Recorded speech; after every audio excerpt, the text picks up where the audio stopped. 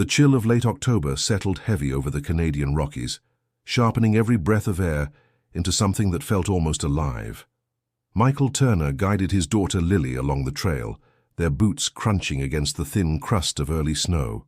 He carried a backpack with care, maps, food, survival gear, always meticulous, always prepared. Yet as the forest closed around them and the sky threatened more snow, neither of them could know that this would become the trip people in two countries would talk about for years. Michael had promised Lily adventure. She was 10, bright-eyed and endlessly curious, the sort of child who asked questions that seemed too large for her age. "Dad, do you think animals know when a storm's coming?" she asked as she paused to tighten her hat, her cheeks already red from the cold. "They do," Michael answered, glancing at the dark clouds sliding over the peaks. "They can feel it. That's why we need to set up camp early today. Nature always gives us warnings if we pay attention." For Michael, these trips were more than weekend escapes. Since losing his wife 3 years earlier, he had clung to these outings with Lily as a way to hold his fractured world together. In the wild, there were no sympathetic stares from neighbors, no empty kitchen where laughter once lived, just father and daughter walking side by side. They set out from Jasper National Park's Sunwapta Falls trailhead, intending to follow a marked loop that should have brought them back in 2 days. Michael signed the logbook, wrote down their expected return, double-checked the straps on Lily's pack, and smiled at her with quiet reassurance. It wasn't his first time in the Rockies, and his confidence calmed her. But by the second afternoon, the storm came faster than even Michael expected. Snow swept across the ridges, smothering the trail in minutes. Winds clawed at their clothes, forcing them to huddle together for warmth. They tried to follow the markers, but the storm blurred everything into one white wall. Lily clung to his arm. "Dad, are we lost?" "No," Michael said firmly, though his eyes darted across the blank expanse where the trail should have been. "We just need to keep moving downhill. That always brings you back to safety." He squeezed her shoulder, masking his unease. He could not allow her to see fear in him. When they failed to return as scheduled, park rangers launched a search. At first, no one worried too much. Experienced hikers sometimes lost track of time, but as the second night stretched into a third with no word, concern hardened into alarm. Helicopters scoured the mountainsides. Volunteers combed through frozen trails, calling their names into the wilderness. Back in Montana, news traveled fast. Bozeman was a small town, and Michael was well known at the high school where he taught science.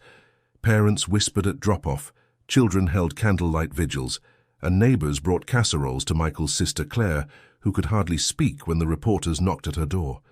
Each day without discovery deepened the ache. The Rockies were vast, unforgiving, and known to swallow those who underestimated them. And yet those who knew Michael clung to hope. He was resourceful. He was cautious. If anyone could outlast a storm and keep a child alive, it was him. Still, the days turned into weeks, and hope thinned like smoke. What remained was a haunting silence, the kind that fills a town when answers refuse to come. And yet, this was only the beginning. What happened in those mountains would not be revealed for years, and when the truth finally surfaced, it would shake everyone who thought they knew the story. But before we step deeper into the haunting mystery of Michael and Lily's disappearance, make sure to subscribe to our channel. We bring you true stories of resilience, tragedy, and survival, stories that linger long after they're told. The storm had closed over the Rockies like a locked door. Behind it, father and daughter vanished into silence, leaving only questions, and the desperate search that was about to begin. In Bozeman, Montana, the rhythm of daily life faltered when the news spread that Michael and Lily Turner were missing in the Canadian Rockies. This was the kind of town where everyone seemed to know one another, where teachers doubled as coaches and neighbors became family in times of crisis. Michael had been more than a science teacher at the local high school. He had been the kind of man who stayed after class to help a struggling student understand a chemistry equation, or who led the annual camping trips that inspired kids to love the outdoors. His absence cut deeper than most realized at first. The school hallways felt strangely muted. Teachers whispered in staff lounges. Students taped photographs of Michael and Lily to lockers and created handmade signs that read, "Bring them home." The scent of melted wax lingered in the cool autumn air as vigils sprang up in front of the school and at the small Methodist church downtown. Parents arrived with their children, holding candles, murmuring prayers, some crying openly though they had never known the Turners personally. Claire Jensen, Michael's younger sister, stood at the center of it all. She was 40, sharp-featured, with a practical nature that had served her well as a real estate broker in town, yet nothing had prepared her for the weight of standing in front of a crowd, answering questions she didn't have answers to. "I spoke with the Rangers this morning," Claire told a circle of parents gathered on the school lawn. Her voice trembled, though she fought to steady it. "They're extending the search area. They won't stop until they find them." From the crowd, a woman asked, "Do they think they're still alive?" Claire's lips parted, but she couldn't bring herself to lie. She let the silence stretch, broken only by the shifting feet of the people who wanted reassurance, but knew none could be given. Inside her, a storm raged. Claire had always admired Michael's resilience, his careful planning, the way he threw himself into being both father and mother after his wife's death. But now she wrestled with an ache that hollowed her chest. She had promised him once that she'd always look after Lily if anything ever happened. The thought that she might already have failed kept her awake at night. Detective Samuel Griggs became a familiar face in those days. Assigned from the county sheriff's department to liaise with Canadian authorities, he spent long hours in Claire's kitchen, maps spread across the table, his coffee growing cold as he studied the jagged ridgelines and marked search grids with red pen. "They've got good people on the ground up there," Griggs explained one evening, his voice calm but measured. "But the conditions are brutal. Early snow, steep terrain, shifting weather. It complicates everything. It doesn't mean they're gone. It means it's going to take time." Claire leaned against the counter, her arms crossed tightly as though holding herself together. "Time feels like the one thing we don't have." Griggs met her eyes. "I've seen people make it out of worse. Don't give up on them yet." His words steadied her, if only for a moment. Still, as days stretched into weeks, the community felt the shift. Hope dimmed, replaced by a quieter kind of endurance. The nightly vigils grew smaller. The casseroles stopped arriving. Life demanded attention, even when hearts were still anchored to a mountain hundreds of miles away. Yet Claire refused to let her brother and niece fade into silence. She organized fundraisers, kept Michael's house exactly as he had left it, and spoke with reporters, even when the questions cut her raw. Her determination became its own kind of shield. And still, the questions lingered in every corner of Bozeman. Where had Michael and Lily gone? Why had the Rockies swallowed them without a trace? And more hauntingly, would the truth ever come back down the mountain? The answers remained hidden, just out of reach, but the weight of their absence pressed against every heart in town, promising that the mystery was far from over. The search stretched across the wilderness like a desperate net, but the Canadian Rockies gave up nothing. Helicopters whirred over valleys, their rotors beating against the wind, while search teams below pressed forward on foot, their boots sinking into snowdrifts that swallowed markers and blurred paths. Dogs strained at their leashes, sniffing for even the faintest trace, but the wind shredded scents into fragments. Ranger Paul Harris, who had been in Jasper for 20 years, shook his head as he stared up at the peaks. "These mountains don't like to be rushed," he told one of the volunteers beside him. "If they don't want to give something back, they won't." The words haunted the people who joined the effort. The Rockies were beautiful, yes, but in storms they turned cruel. Towering cliffs sheathed in ice, rivers swollen and fast with meltwater, forests that concealed ravines like open jaws. Each searcher carried the quiet knowledge that one wrong step could add another tragedy to the list. Back in Bozeman, the updates trickled in through nightly calls and news reports. Claire Jensen answered the phone each evening with her chest tight, bracing herself for either a breakthrough or the dreaded confirmation of her worst fear. Instead, the messages were always the same. No sign, no footprints, no equipment, nothing. In one of the updates, Detective Griggs leaned forward at her kitchen table, his brow furrowed over the printed maps he carried everywhere. They've covered over 100 square miles, he said. Air, ground, canine units. They even brought in infrared, hoping to catch heat signatures, but so far, empty. Claire pressed her hand against her forehead. How can two people just disappear?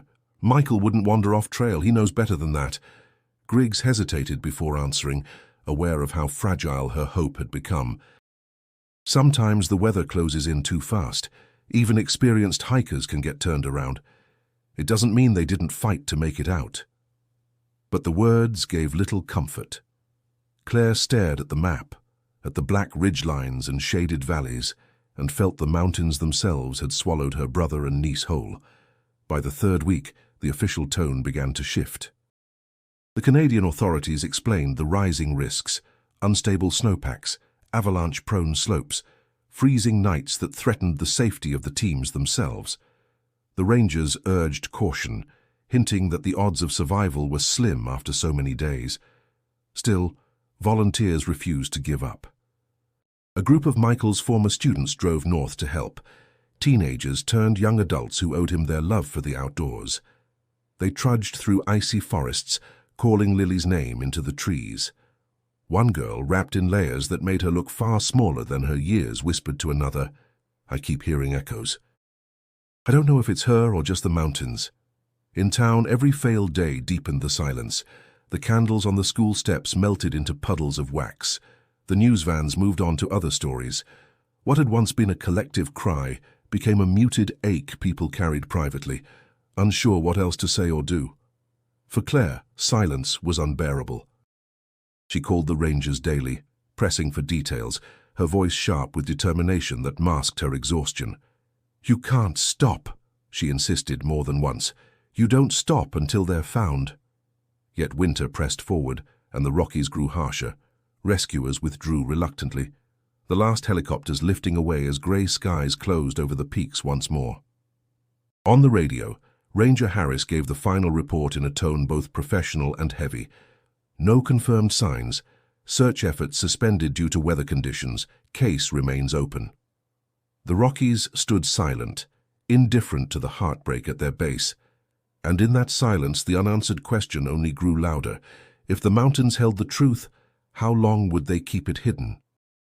Winter in Bozeman settled in with its usual quiet severity, but for Claire Jensen, the season felt sharper, more merciless. Every time snow drifted past her window, she imagined her brother and niece out there somewhere in the Rockies, buried beneath the same white silence. The search had ended, yet the ache remained, gnawing at her each morning when she woke and each night when the house fell too quiet. She refused to let Michael's home fade into neglect. His house on Cottonwood Road stood like a time capsule. The mailbox still bore his name in peeling paint, his boots rested by the door, and Lily's colourful drawings still clung to the refrigerator. Claire dusted, vacuumed, and straightened the rooms weekly, not out of habit, but out of a stubborn refusal to let go. "They're going to walk back through that door someday," she whispered once, while smoothing a quilt across Lily's bed, her hand trembling as it lingered on the fabric. Her friends urged her to move on gently at first, then with more insistence as months passed. Over coffee at a downtown cafe, her neighbour Sarah leaned forward with concern. "Claire, you can't live in this waiting forever. It's been nearly a year. You need to think about yourself too." Claire shook her head, her jaw set. "I don't get to move on. Michael trusted me. He told me once, if anything ever happened, Lily would be mine to protect. That promise doesn't disappear just because they haven't come home." Instead of retreating, she turned her grief outward. By spring, she launched a small foundation in Michael and Lily's names, raising funds for search and rescue efforts in Montana and beyond. She organized charity hikes, spoke at schools about safety in the wilderness, and wrote letters to senators pressing for better funding for emergency response teams. Her pain became fuel, though the fire inside her never softened. Detective Samuel Griggs checked in occasionally, long after official reports had cooled. He came by her office one afternoon with a thin folder. "I wanted you to know we haven't closed the file. Canada still has it listed as unresolved. If anything new comes up, you'll be the first to hear." Claire studied him, her eyes searching. "Do you believe they're gone?" Griggs exhaled slowly. I believe people can surprise you. Sometimes survival stories come years later. I've seen it. The words clung to her like a lifeline, fragile but enough to keep hope alive in darker moments. Meanwhile, Bozeman adjusted in its own way. The town moved forward, though reminders of Michael and Lily lingered. At the high school, students still spoke of the camping trips he once led, and teachers kept his classroom door closed, as though preserving a shrine to the man who had once filled it with passion for science. In grocery stores, people still stopped Claire to ask quietly, "Any news?" Their eyes carried sympathy but also fatigue, an unspoken wish to lay the story to rest. The seasons turned. Leaves burst green again, summer brought tourists back to Yellowstone's borders, and autumn returned with its sharp air. Yet for Claire, time felt frozen. Her life revolved around the gap Michael and Lily had left behind. She often drove to the foothills outside town, staring at distant peaks until dusk, wondering if her brother had looked at the same ridges during his final days. One evening, as she stood in Michael's yard watching the sun sink, she whispered into the air, "If you're out there, hold on. I'm not giving up." The words vanished into the cooling breeze, unanswered but not forgotten. Though outwardly life in Bozeman carried on, beneath it all, a restless current remained. Michael and Lily's disappearance was no longer headline news, but for Claire and for a few who refused to let silence win, it was an unfinished story, waiting for the day when the mountains would finally give back what they had taken. 8 years passed. Seasons in Montana turned and turned again, each one marking the absence more sharply than the last. By 2025, Claire Jensen had grown accustomed to living with unanswered questions, though the ache never left her. Michael's house still stood preserved, a quiet monument to the life that had been interrupted. Lily's bedroom, frozen in time with its posters and stuffed animals, remained a place Claire entered rarely, and always with a tightening in her chest. She had learned to carry her grief without showing it, pouring her energy into the Turner Foundation she had built. Local fundraisers, national conferences, even small wilderness training sessions with children, she carried them all, determined to make something good out of so much pain. People admired her resilience, though few saw the nights when she stared out the window, unable to sleep, whispering her brother's name into the dark. Then came the letter. It arrived on an ordinary Tuesday, tucked among bills and flyers in the stack of mail she retrieved from her porch. The envelope was plain, white with a Canadian postmark, stamped faintly in red ink. She frowned at it, turning it over in her hands, her pulse quickening before she even opened it. Inside was a single sheet of paper, no return address, no signature. Just a single sentence, written in blocky handwriting that trembled slightly. "She's alive." The words struck her like a physical blow. She dropped into the nearest chair, the letter trembling in her hands. Her heart pounded so violently she could hear it in her ears. She read it again and again. The same 3 words, impossible, yet undeniable. For a long time she sat in silence, staring at the paper as if it might explain itself if she only looked long enough. When her breath finally steadied, she grabbed her phone and dialed Detective Griggs. He answered on the 3rd ring. "Claire." "Everything all right?" Her voice shook. I got something, a letter from Canada. It says Lily's alive." There was a pause, long enough that Claire thought the line had gone dead. Then Griggs spoke, his tone careful. "I'll be there in 15 minutes. Don't show it to anyone else yet." When he arrived, she thrust the letter into his hands, her eyes wide with a mixture of desperation and fragile hope. He studied it carefully, his brows knitting together. "Could be a hoax," he said at last. 8 years is a long time. People get cruel with things like this." "It's not a hoax," Claire snapped, her voice breaking. "I can feel it. It's her." "It has to be." Griggs didn't argue, though doubt lingered in his eyes. "We'll run it through handwriting analysis, trace the postmark, see what we can find.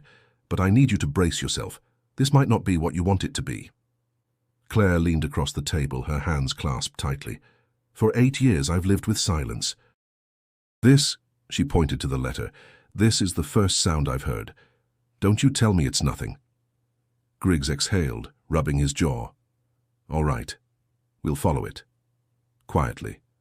No press. Not yet. If there's something real here, we'll find it. That night, Claire sat awake in Michael's old living room, the letter resting on the coffee table in front of her. She could not look away from it. She imagined Lily at 18, no longer the wide-eyed girl with braids, but a young woman who had survived something beyond imagination. For the first time in years, Claire allowed herself to believe that answers might still exist. The silence of the mountains had been broken, not by rescue teams, not by investigators, but by a single line of ink that reopened every door she had tried to close. The mystery was no longer buried. It was alive, just like the girl it named. The call came before dawn, jarring Claire awake from a restless sleep. Detective Griggs's voice was tight, urgent, carrying a tone she hadn't heard in years. "Claire," he said, "you need to come with me right now." Her heart lurched. "What's happened?" He hesitated only a moment. "She's been found." "Lily's alive."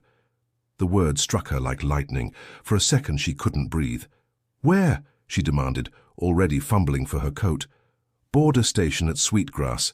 She walked in last night, alone."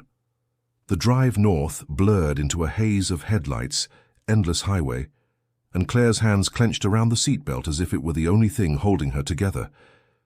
Griggs drove, his eyes fixed on the road, speaking only when necessary. "They're keeping her safe. Doctors are checking her. She's malnourished, but she's talking."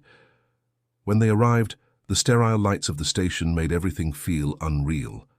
Then Claire saw her. Lily stood near the doorway, wrapped in a borrowed blanket, her hair longer and darker than Claire remembered, falling around a face sharper with age, yet unmistakably hers. She looked fragile, as if the world had worn her down to bone and willpower. "Lily," Claire's voice broke. The girl turned, her eyes tired but alive, and whispered, "Aunt Claire." Claire rushed forward, arms around her before she could think. Lily stiffened at first, as though touch were foreign, then slowly collapsed into her embrace. The blanket slipped, and Claire felt the thinness of her body, the sharp ridges of her spine beneath her sweater. Tears blurred her vision as she held on, afraid to let go. Behind them, officials murmured, papers shuffled, but Claire heard nothing. All she could hear was Lily's shallow breath against her shoulder. After a long silence, Lily spoke, her voice hoarse. "I didn't think I'd ever make it back." Claire pulled back just enough to look at her. "You're here now. That's all that matters." But it wasn't all that mattered. Not to the officers standing by, not to the reporters already circling outside, hungry for a glimpse of the miracle girl returned after 8 years. Questions surged, unspoken but heavy in the air. Where had she been? Why now? And where was Michael? Griggs gently touched Claire's arm. "We need to get her somewhere safe, away from cameras. The media's already here." Indeed, the moment they stepped outside, flashes exploded in the night, reporters shouting, "Lily, Lily, where have you been?" Claire shielded her, guiding her quickly into the waiting car. Lily flinched at the noise, pressing her face against Claire's shoulder, trembling like a child again. On the drive back, Lily remained quiet, staring out the window at the dark fields rushing past. Claire kept glancing at her, memorizing every detail, the curve of her jaw, the hollow in her cheeks, the eyes that held shadows too old for 18 years. At last, Claire asked softly, "Do you want to talk about it?" Lily shook her head. "Not yet." Claire nodded, squeezing her hand. "Then don't. Not until you're ready." Back in Bozeman, word spread like wildfire. The town that had once grieved now buzzed with disbelief. Neighbors left flowers on Claire's porch, reporters crowded the street, and strangers from across the country sent letters of joy and curiosity. Everyone wanted to know the same thing. What had happened to the girl who vanished, and why had she returned now? But inside Claire's home, away from the noise, Lily sat curled on the couch, clutching a mug of tea she barely sipped. Her silence said more than words could. She was alive, yes, but what she had endured was written in her guarded movements, in the way her eyes darted at every sound. The miracle of her return was only the beginning. The answers, when they came, would demand more than anyone was prepared to hear. Lily Turner's return to Bozeman was nothing short of a miracle in the eyes of the community, but inside the Turner house, the atmosphere was anything but celebratory. Every movement Lily made was cautious, as if her body had forgotten what it meant to live without fear. She spoke little, ate slowly, and avoided questions with a soft shake of her head. Claire hovered near her constantly, torn between relief and worry. One evening, after another day of fending off phone calls and politely rejecting reporters at the door, she sat across from Lily at the kitchen table. A half-finished bowl of soup sat between them, steam curling into the air. "You don't have to tell me everything right now," Claire said gently. "But I need to know, are you safe here?" Lily's spoon paused mid-air. Her eyes flicked up, wide and uncertain, before settling back on the bowl. "Safe enough," she whispered. The answer made Claire's stomach knot. She wanted to press, but she knew too much pressure could close Lily off entirely. Detective Griggs began conducting quiet interviews, careful not to overwhelm the girl. In a small office downtown, he spoke to her in a calm, steady voice, the kind that carried patience. "Lily," he began, sliding a glass of water toward her. "No one's here to hurt you. We just need to understand where you've been. It'll help us know how to move forward." Lily shifted in her chair, her shoulders drawn tight. "I don't want to go back there," she muttered. "Back where?" Griggs asked. She shook her head, biting her lip. "Just not there. Not again." It was all she would say, and the session ended with more questions than answers. Griggs reported to Claire afterward, his expression grave. "She's holding on to something. Trauma, fear, it's keeping her from opening up, but she knows more than she's letting on." Meanwhile, Lily's physical condition spoke volumes. Doctors noted scars across her hands and arms, signs of healed injuries that suggested years of hardship. Her weight was far below normal for her age, her muscles underdeveloped, her skin marked by exposure to harsh elements. She carried the wilderness with her, even in the safety of a warm bed. The community's fascination grew louder. Online forums buzzed with speculation, headlines shouted, "Girl returns after 8 years missing," and neighbors whispered in grocery store aisles. Some claimed she must have been taken. Others suggested she had been hiding with her father deliberately. Still others spun wild theories, each one more desperate to explain the unexplainable. Inside, Lily struggled with the noise. One night, Claire found her sitting on the porch, knees drawn up to her chest, staring at the street.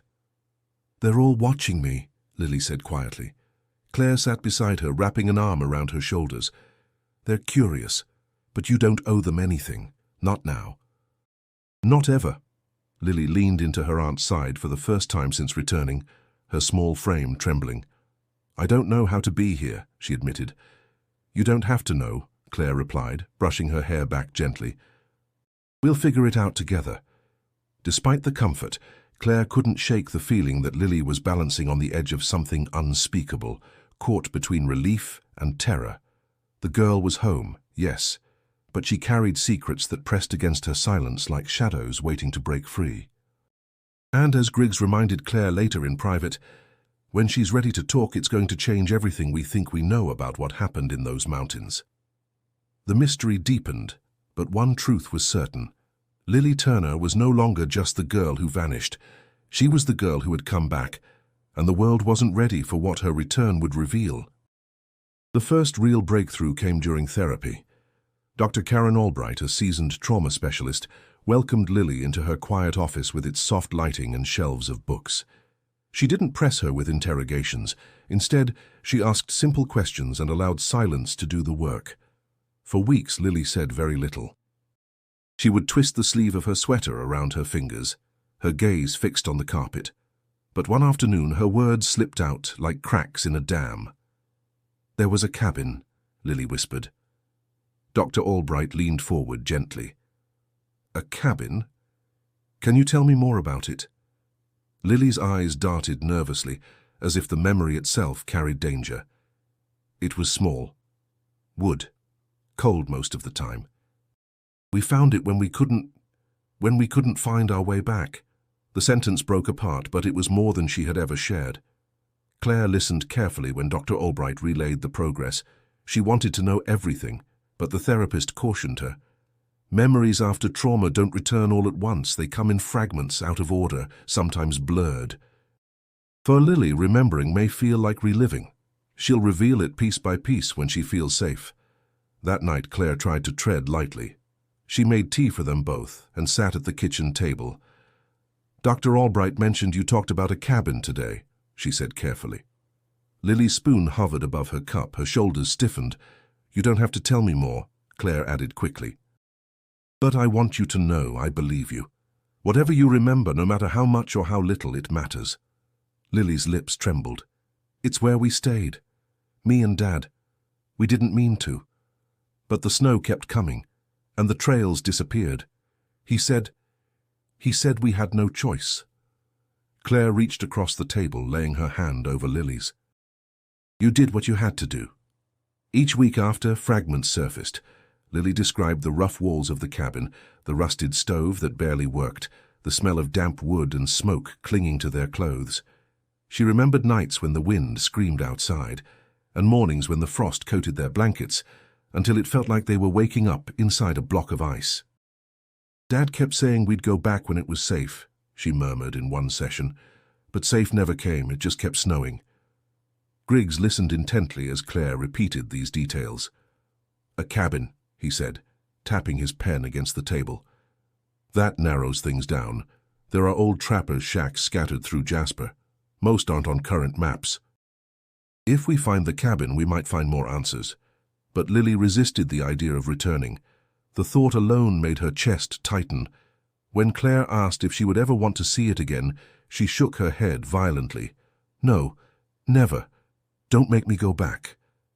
Claire held her close, whispering, "No one will make you. Not until you're ready."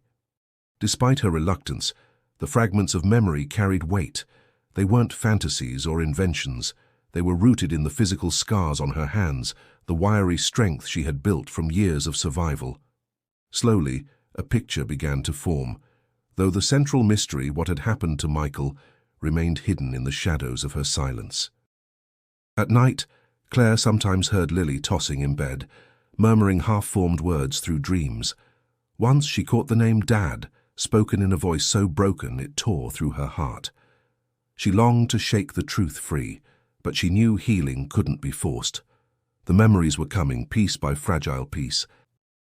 And though they revealed little for now, Claire could feel it in her bones.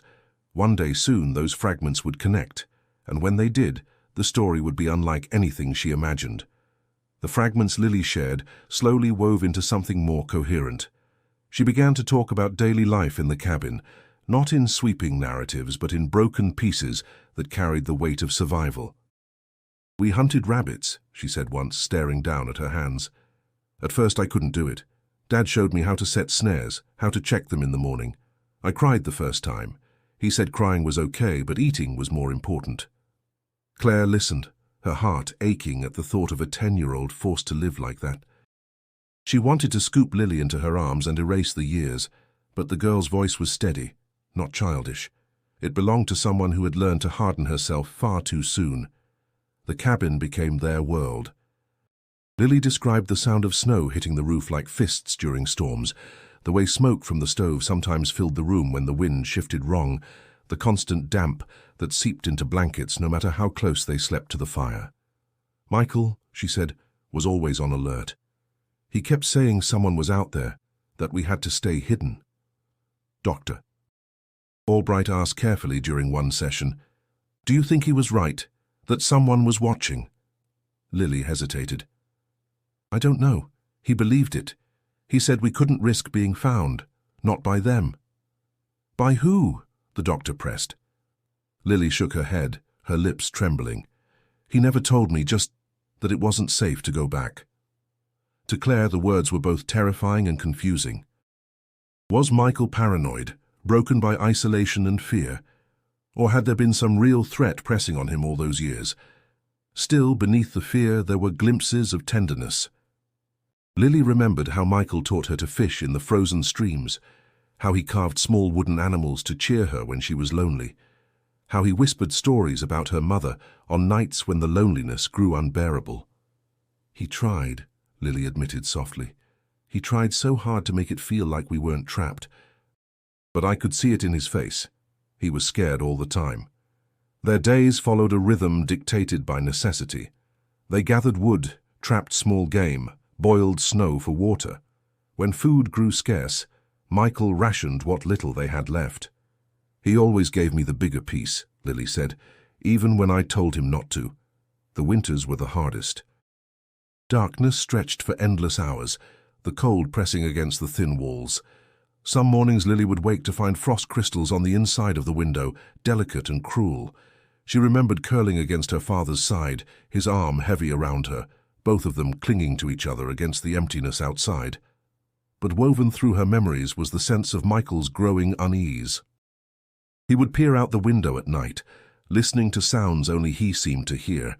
He kept their fire low, insisting the smoke might give them away. He made her practice hiding in a crawl space under the floorboards, telling her it was just a game. He said it was in case someone came, Lily whispered once, tears slipping down her cheeks. I hated it. It was dark and smelled like dirt. But I stayed quiet because he told me to. Claire could barely contain her anguish, but she swallowed it down, knowing Lily needed safety, not more questions. Every new detail painted a picture of a life that was both ordinary in its routines and extraordinary in its isolation. Years of survival, years of secrecy, years of a father and daughter cut off from the world. By choice or by fear, no one yet knew for certain. And as Lily's memories grew sharper, so too did the questions. Why had Michael been so afraid? What had kept them hidden for so long? The answers hovered just out of reach, but Lily's story was leading closer with every word she dared to speak. As Lily's memories continued to emerge, a darker thread wove itself into the story. Her father's fear. Michael Turner had always been a man of steady nerves, the kind who planned everything with care and kept his voice calm even when storms rolled in. But in the cabin, cut off from the world, something began to change in him. He started hearing things at night, Lily told Dr. Albright one afternoon, her hands fidgeting in her lap.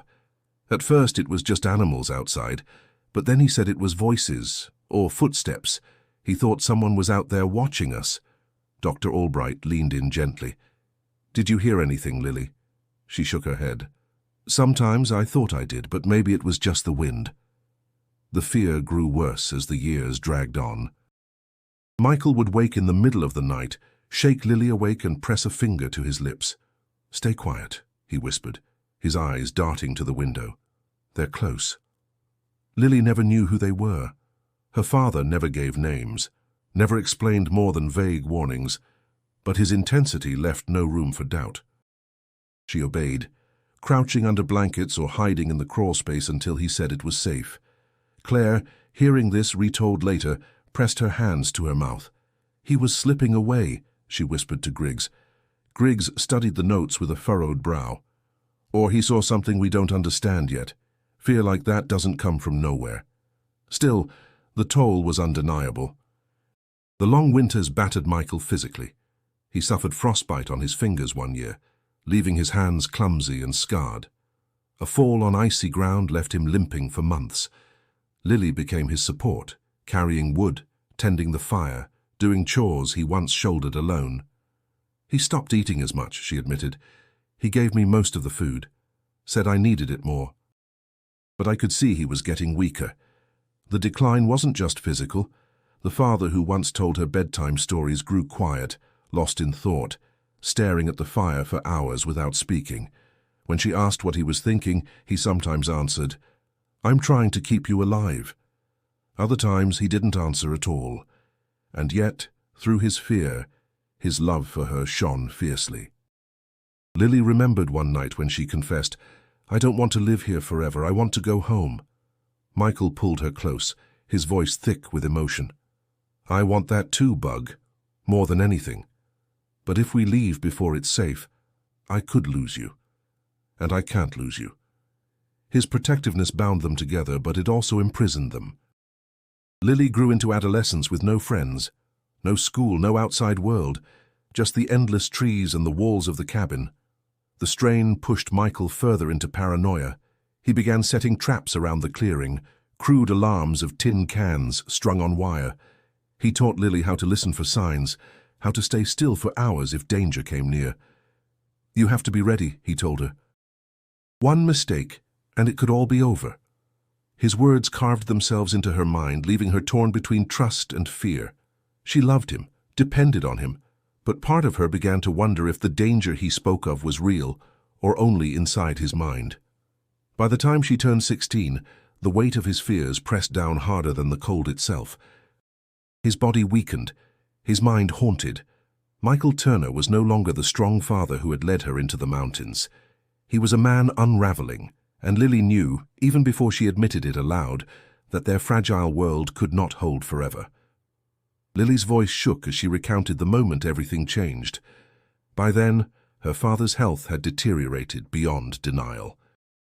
His limp had worsened, his cough deepened, and his hands trembled even when the air was warm. Survival had always been hard, but now it felt impossible. "He couldn't chop wood anymore," Lily said softly. "He'd swing the axe once or twice and then just sit down, holding his chest. I tried to do it for him, but I wasn't strong enough to split the logs. We burned through what we had too fast." Claire sat across from her, listening in silence, afraid to even breathe too loudly and break the fragile flow of memory. "One night," Lily continued, "he told me he didn't think he could last much longer. I told him not to say that, but he just smiled, weak, tired. He said, 'You're stronger than you think, Bug. You'll make it out of here.'" The words replayed in Lily's mind like an echo she could never escape. She described how Michael wrote something in his weathered journal that night, his hands shaking so badly she had to steady the page for him. When he finished, he tore it out and folded the paper into her hand. "Someday," he told her, "you'll need this more than me."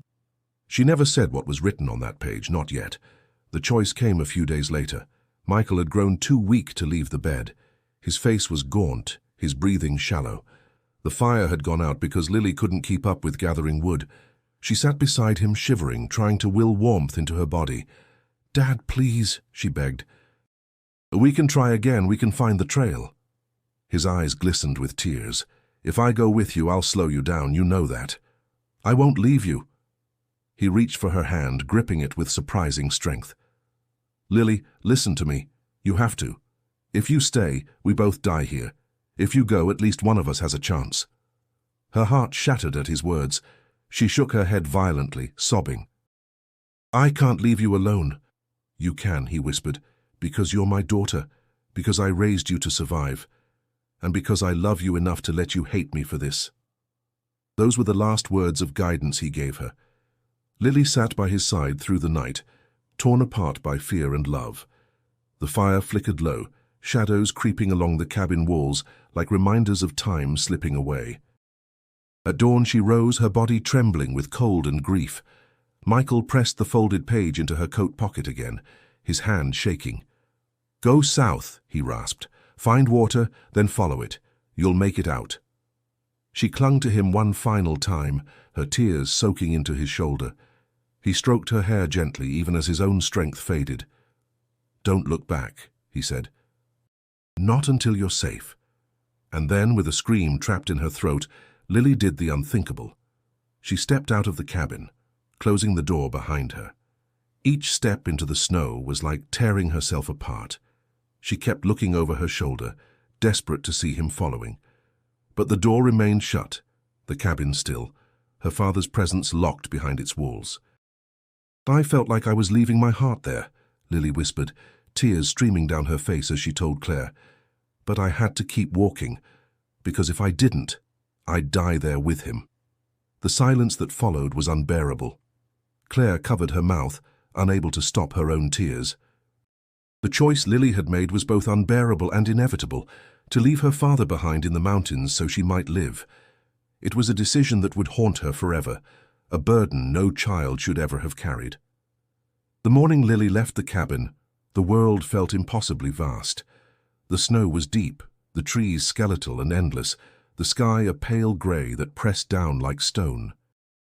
Every step she took southward carried the weight of her father's last words, each footprint an act of both betrayal and survival. "I kept hearing him in my head," she confessed later. "Keep going, Bug. Don't stop." Follow the water. At first, adrenaline carried her. She followed a half-frozen stream that wound between the ridges, its current sluggish under sheets of ice. She cupped the icy water in her hands, drinking even as her lips cracked from the cold. But as hours turned to days, her body began to falter. Food was scarce. She dug through snow for roots, chewed on pine needles, caught what little she could with the snares her father had taught her to make. More often than not, she went to sleep hungry, her stomach gnawing at itself. The nights were the worst. Alone, the silence pressed in like a weight. Every crack of a branch, every groan of ice in the distance made her heart race. She huddled beneath branches, wrapping her thin coat tighter, whispering to herself in the dark. "You can do this. You have to." Frostbite nipped at her fingers and toes. She described waking one morning to find her fingertips pale and numb, her boots stiff with ice. "I thought I'd lose them," she said, her voice quiet. "I hit my hands against my chest, crying, begging them to warm up. It hurt so bad I screamed, but at least it meant I still had feeling." Her mind began to blur. She saw shapes in the trees, sometimes her father's figure, sometimes strangers who weren't there. Once she swore she heard Lily, the younger version of herself, calling from behind her, "Don't leave me."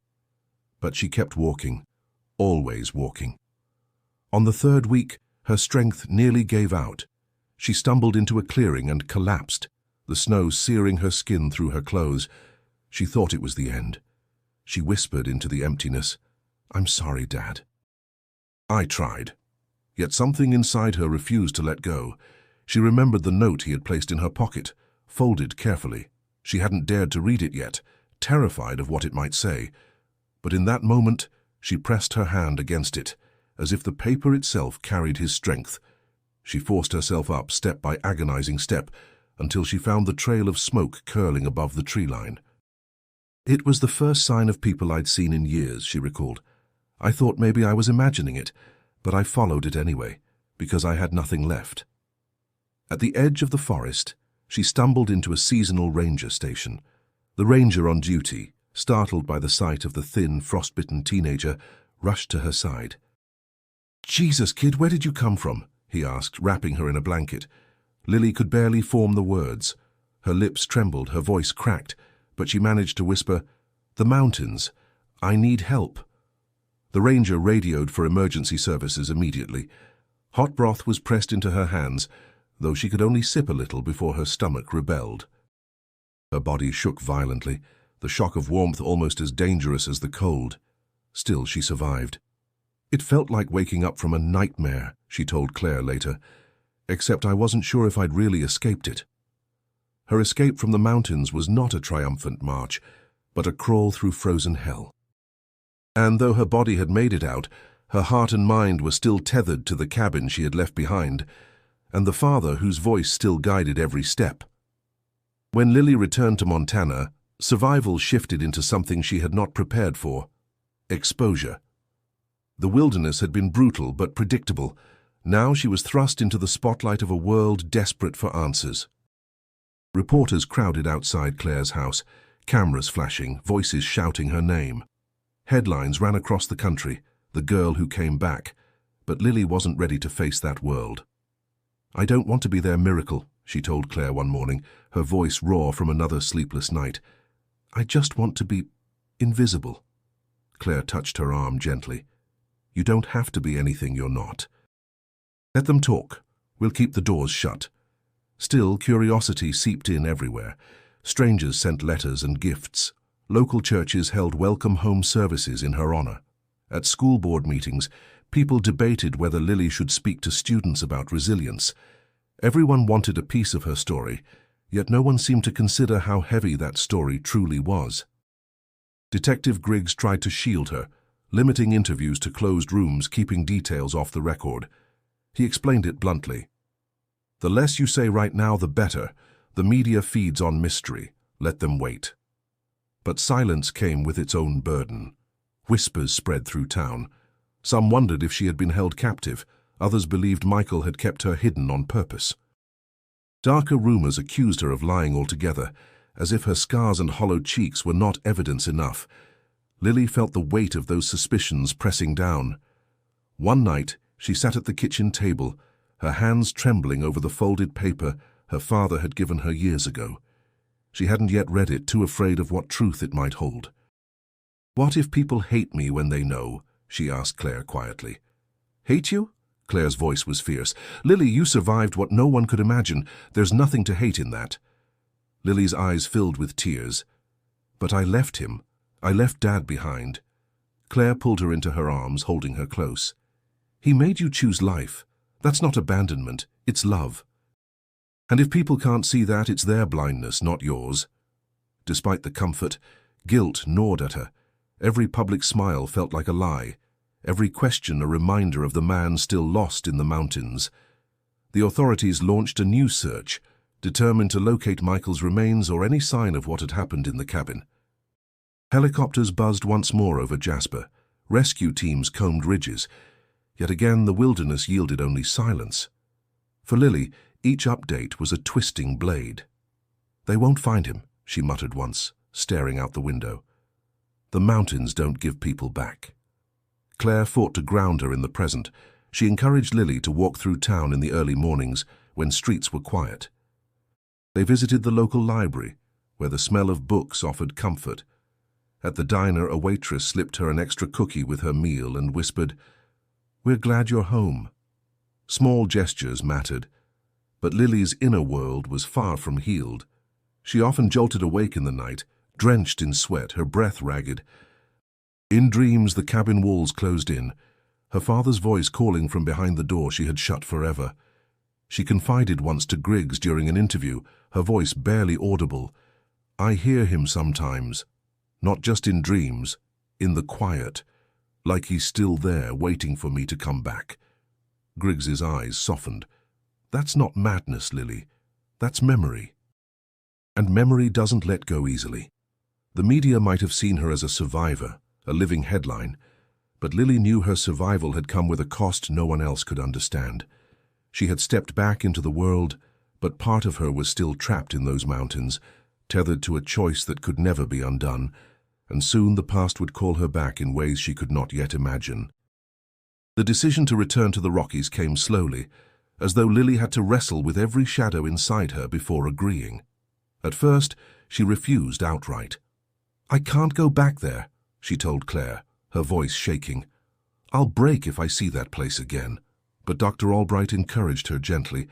"Sometimes facing the place where pain began can help you reclaim it. You don't have to do it alone. Go with those you trust." And so in late summer, Lily agreed.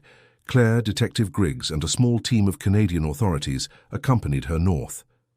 The drive through the winding roads of Alberta stirred something heavy inside her. The towering pines, the smell of damp earth, the distant peaks. It was all familiar and yet foreign, like a dream she once lived inside but could never escape. When they reached Jasper, a ranger named Harris guided them.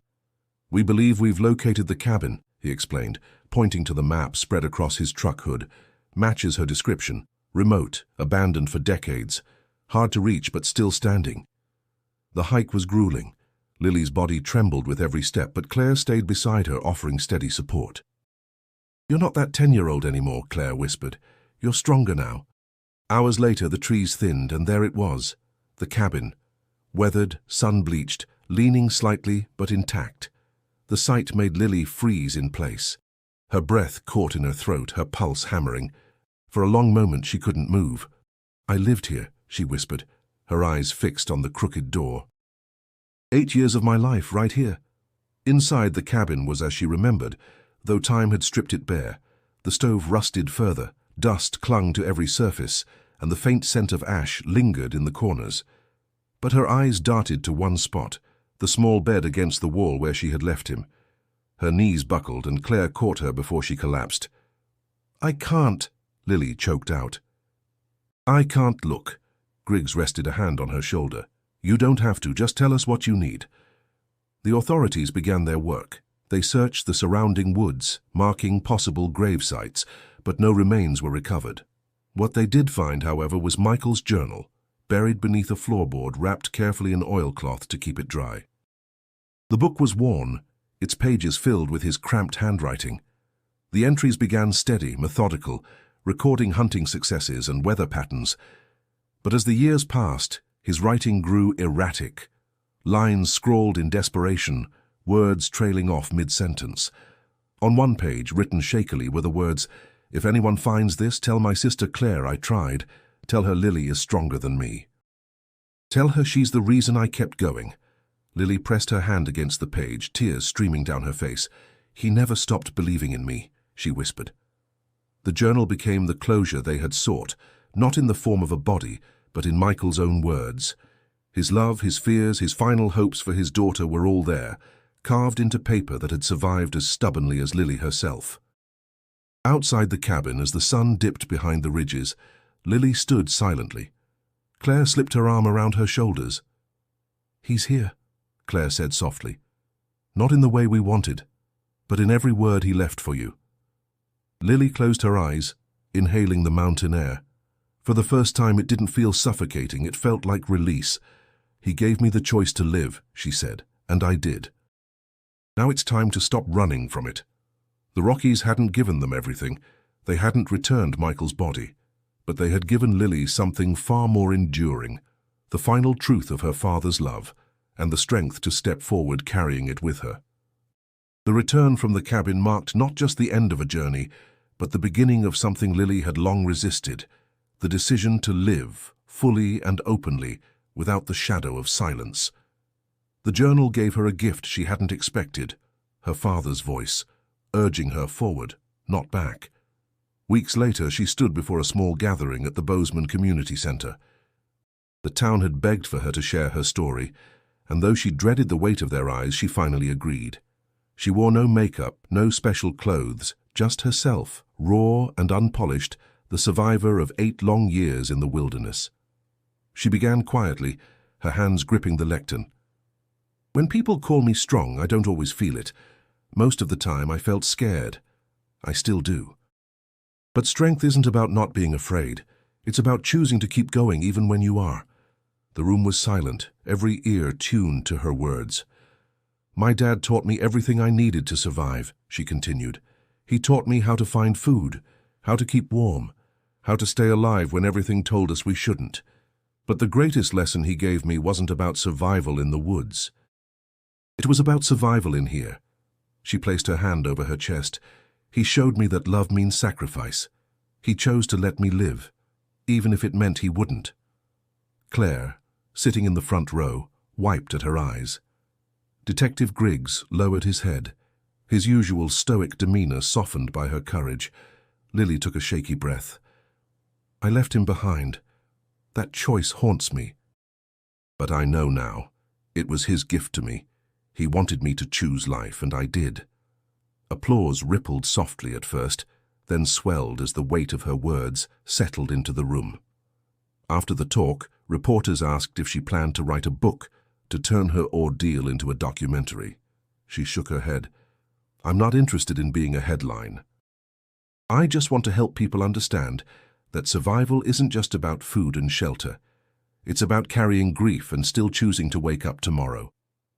In the months that followed, Lily worked alongside Claire at the Turner Foundation. Together they expanded its mission, supporting not just search and rescue efforts, but also families who lived in the limbo of missing loved ones. Lily spoke at schools, teaching kids wilderness safety, her voice firm when she said, "Nature is beautiful, but it demands respect. Never underestimate it." Privately, her healing was ongoing. There were still nights when nightmares woke her screaming, still moments when the creak of a floorboard sent her heart racing. But each time Claire was there, steady and unwavering. And little by little the memories lost their power to crush her. One evening, Lily finally unfolded the paper her father had given her that last night. The handwriting was shaky, the ink smudged, but the words were clear. "Bug, if you're reading this, it means you chose to live. I need you to remember that you were always my reason. Every step, every sacrifice, every moment in that cabin, I did it for you. Don't let this break you. Let it carry you. Keep walking. Always keep walking." Lily held the note against her chest, tears falling freely. For the first time, the weight of guilt lifted, replaced by something steadier: resolve. She whispered into the quiet room. "I'll keep walking, Dad. I promise." And so the story of Lily Turner was no longer just one of disappearance and return.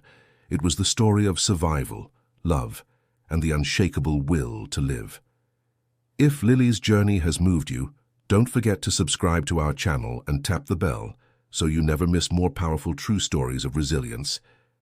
And now click on the video suggested on your screen to continue with another tale of survival that will leave you breathless.